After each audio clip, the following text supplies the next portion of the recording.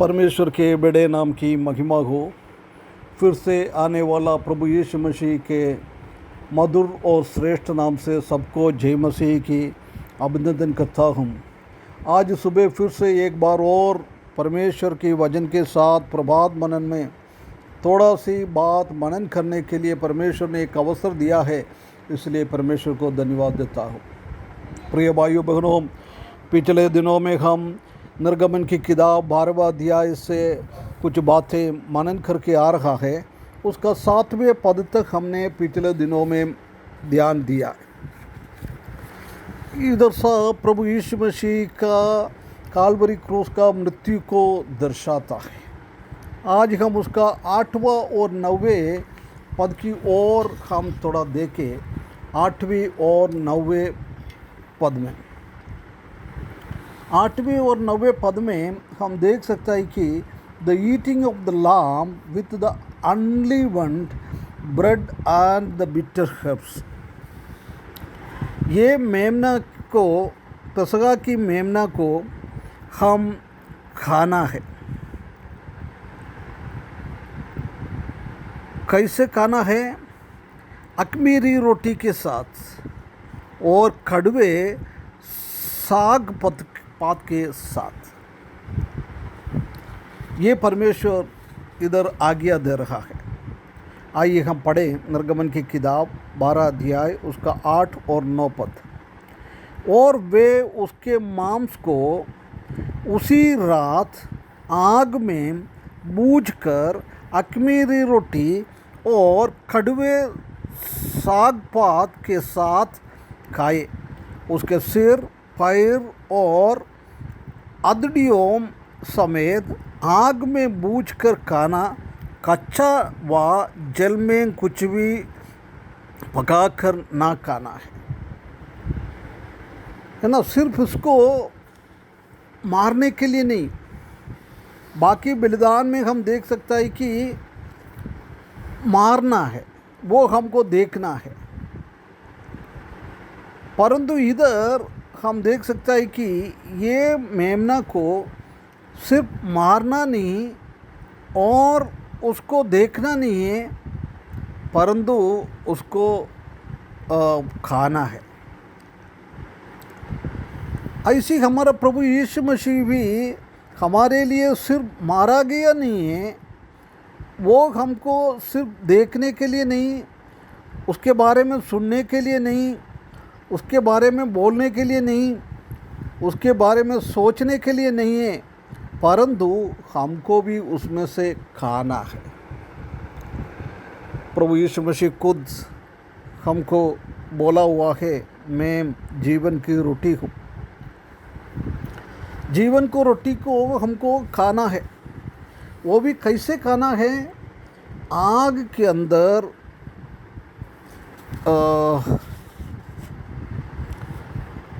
बूझ कर खाना है। आग के अंदर बूझ कर खाना है। आग के अंदर डाल के खाना है।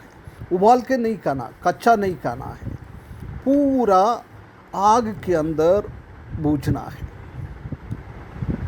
ये हमारा प्रभु यीशु मसीह का शरीर काल्वरी क्रूस पर परमेश्वर का क्रोध की अग्नि में हमारे लिए जल गया है, हमारे लिए बूझ गया है, उसी को दर्शाता है। प्रभु यीशु मसीह पूरा हमारे लिए बूझ लिया है। परमेश्वर की वो क्रूर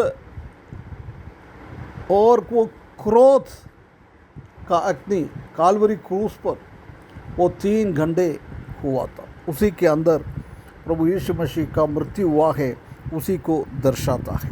उसके बाद बोल रहा है अखमीरी रोटी के साथ खाना है। हम जानते हैं कि खमीर वो पाप को दर्शाता है। परमेश्वर के वचन में अलग अलग जगहों में हम देख सकते हैं कि पहला कोरिन्थियों उसका 5 का 6 से 8 और गलातियों की किताब 5 का 9 में हम देख सकते हैं कि वो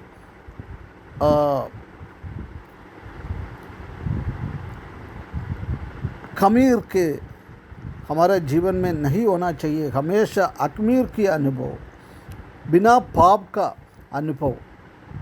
हमारा प्रभु यीशु मसीह को भी हम देख सकते हैं कि 2 कोरिन्थियों 5:21 में पौलुस बता रहा है कि इसी ने कुछ पाप ना किया है।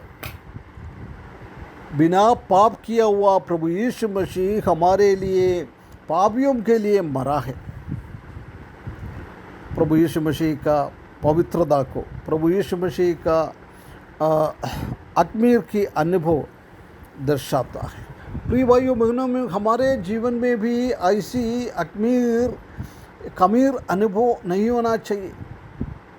हम जानते हैं कि थोड़ा सा ख़मीर कोई भी रोटी बनाने में और हम चावल की कुछ पकाने में सब हम ये ख़मीर डालता है, क्योंकि वो पूरा चीज़ को ख़मीर बनाता है ना। वो पाप हमारे जीवन में ना आना चाहिए।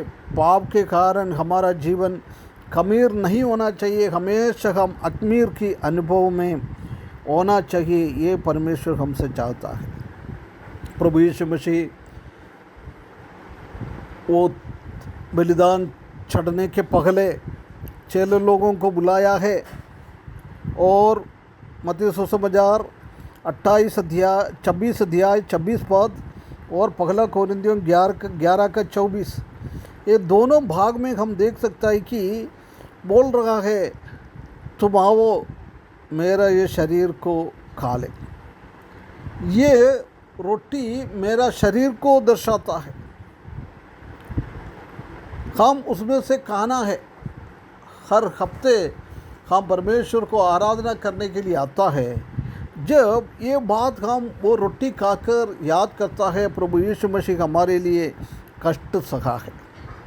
उसके बाद वो बोल रहा है कड़वा के साथ, है ना, कड़वे साग पात के साथ खाना है। ये कड़वा इस्राएली लोग 400 साल मिस्रैम के बीच में कष्ट और तकलीफ़ और परेशानी सहा है, उसी को दर्शाता है। साथ साथ हमारा प्रभु यीशु मसीह भी बहुत तकलीफ़, बहुत कष्ट अपना जीवन में सहा है। मार्क 14:24, 1 पत्रोस 1:18-19, 2:24, यशायाह की 53 से 4 से 12। इधर हम सब देखते हैं कि प्रभु यीशु मसीह का खून हमारे लिए दिया है, हमारे लिए वो कष्ट सहा है।